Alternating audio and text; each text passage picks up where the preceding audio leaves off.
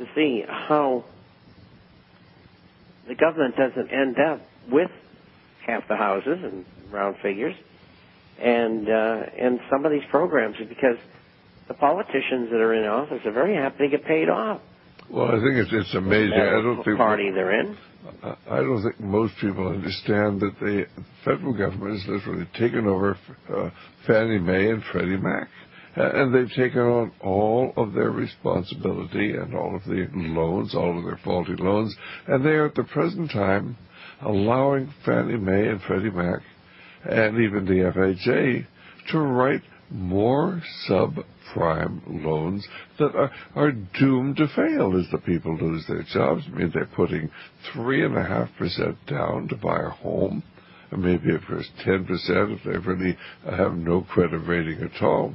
It used to be you had to have at least 20% down, so you'd have something, inherently invested in the home. Otherwise, you buy a home, they give you an $8,000 gift, just to buy the home, that's credit, and that's your down payment. You got nothing in the home, no reason not to buy a nice home.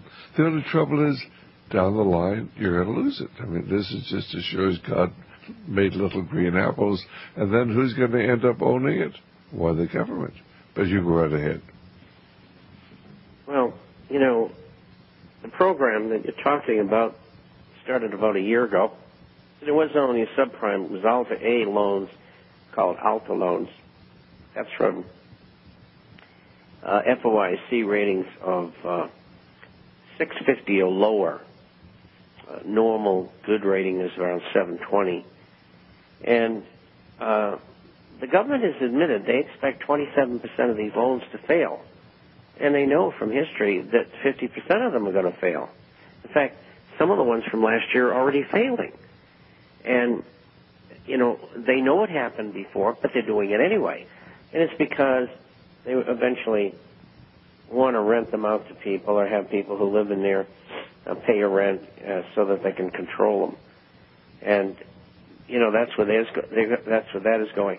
But interest rates are going to go up. They have to in the real market, even though the Fed may not raise its rates. And I don't see how they can in the next couple of years. And I don't see how they can draw any more money out of the system that they've already put into it. Because if they do that, it's going to collapse. No, maybe this is the time. Maybe Volcker is the hatchet man that's going to come in and do this. I don't know. But I do know what I saw him do between 1981 and 1984. And he purged the system. Well, the system should have been purged on a classical economic basis about 3 years ago. And maybe they're going to go ahead and do it now. And, this may be the guy to do it. And he's very competent.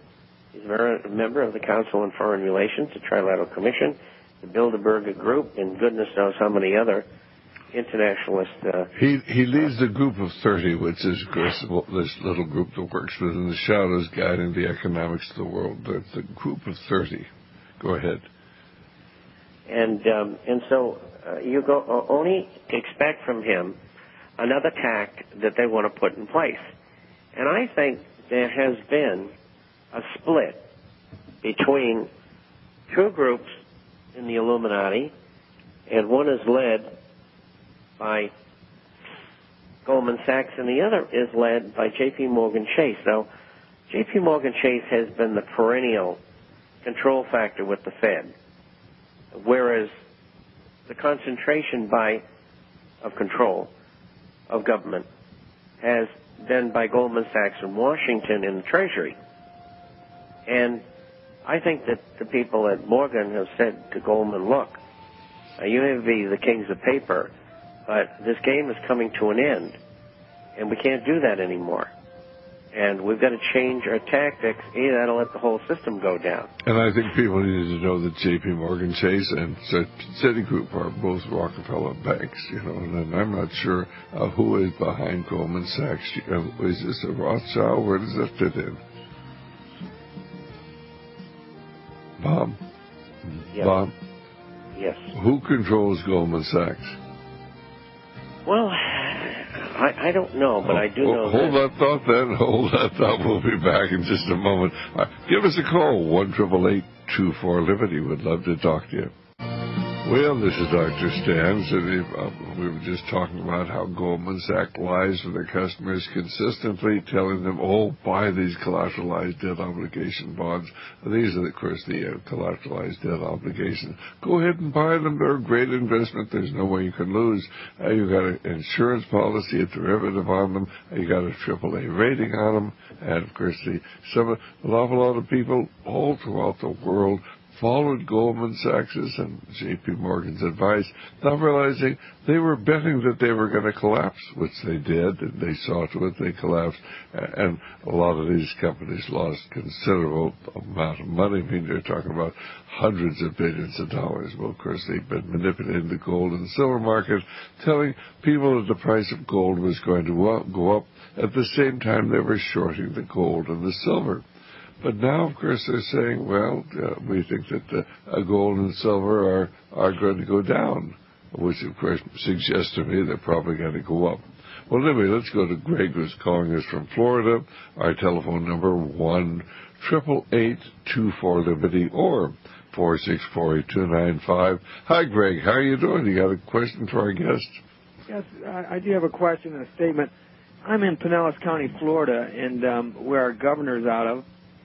And this is where they starved Terry Schiavo to death. But it's amazing how our governor had a birthday party to celebrate his 52nd birthday. And guess how much the cake, the birthday cake costed? $52,000 for the birthday cake. And this is the extravagance of the people we've elected into office. Right. I mean, it's amazing. And I mean, we've got 9,000 state employees in the state of Florida double dipping to the sums of literally billions of dollars. People who say they're still working, getting their full paycheck, but yet at the same time they're getting their pension. Like in Pinellas County, our sheriff gets $10,000 a month plus his $170,000 a year. He said he retired in 1999. He's got over $500,000.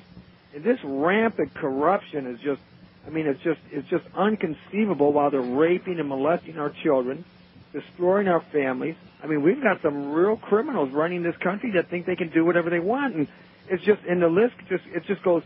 It's just so unconceivable. I mean, it's just the man that's over the Florida bar, Scott Burstein. I don't know if you guys seen that. He has a Ponzi scam going where he got over $1 billion. They call him the mini Bernie Madoff in Florida here. I mean, one of the largest. I mean, a Ponzi scheme over $1 million. I mean, it's just the corruption, and he's over the Florida bar. I mean, we've got such corruption, and the people are just, it's like the people don't know how to deal with it. Well, let's get Bob's remarks. Bob, how would you respond to what Greg is saying? Certainly.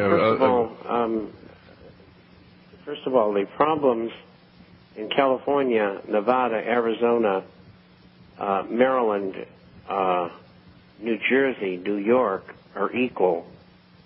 Those are outstanding states doing the same thing you're talking about. My nephew retired in a city in California that's not too far from Stan is, and he was the captain of the police department, second in command. He retired at 51 years old, $120,000 a year, and he just got a job making $100,000 a year, working for the district attorney's office in another city. And this is what you're talking about.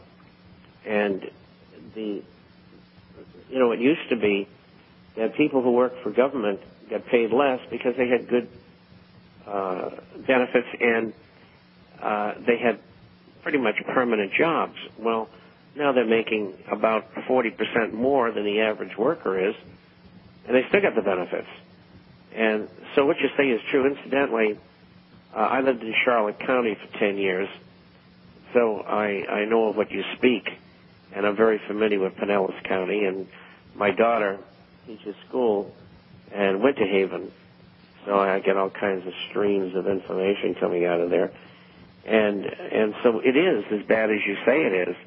What do you do about it? You got to get them all out of office and hope that you might get somebody in there that's not a crook in any given position. And you got to do the best you can within the system. The same thing is true federally and nationally. And as I said earlier in the program, if we can't get rid of half or more of the incumbents, and we can't at a federal level get the audit of the Federal Reserve, there's no other avenue for us. And we're close coming to that juncture. And that's borne out by the three elections, particularly the one in Massachusetts, and liberals saying, hey, enough already. Well, Greg, I can remember the same thing. I have one more other statement. Okay, go ahead. Go ahead. Okay, my website is RescueMyKids.com. RescueMyKids.com, out of Florida, exposing the corruption that the Department of Children and Family is doing to families and children for federal grant money. And if you guys can watch that, and somehow, we got to get help somehow. Okay, fine. Now we're out of time, but hang on. We'll be right back.